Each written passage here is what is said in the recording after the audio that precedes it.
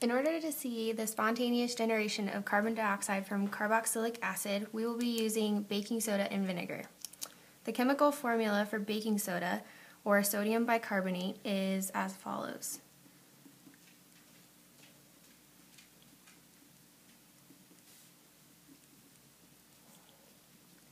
And the chemical formula for vinegar is acetic acid. And Ben Turner will show the reaction of these two. Good. Alright, so when these two are mixed together, the vinegar is actually diluted in water. So first you'll get a dissociation of the sodium from the sodium bicarbonate.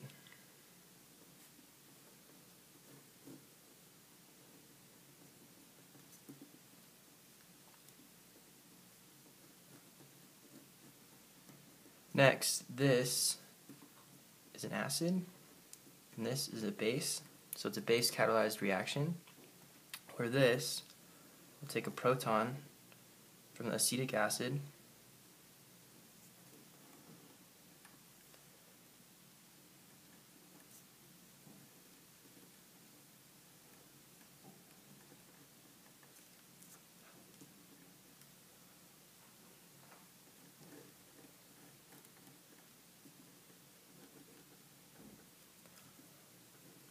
and now this molecule is unstable and will easily dissociate into CO2 and water. So this bond will move here, and these electrons will be taken by the oxygen, which will give us CO2 and alcohol.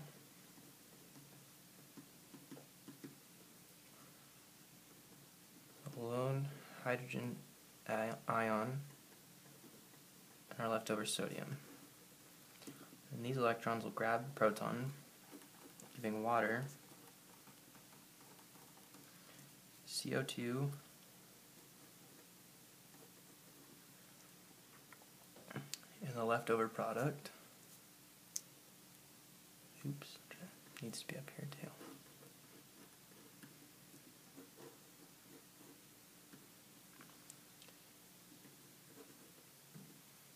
And then these form precipitate, which can be seen in the reaction.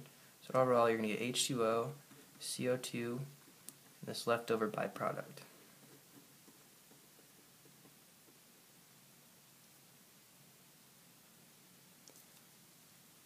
You're good. Okay, so we can show the spontaneous generation of carbon dioxide from carboxylic acid by using common household products: pure sodium or baking soda and vinegar. And so the baking soda, when we add it, is representative of the sodium bicarbonate.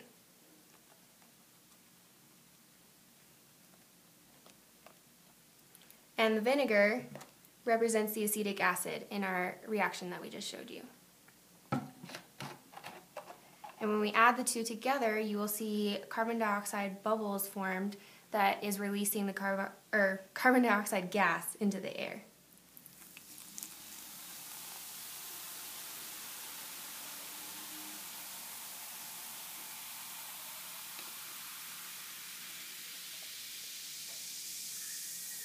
Once this reaction finishes, you can see a clear liquid present,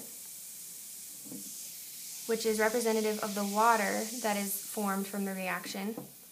And then the leftover white powder inside the water is the sodium precipitate.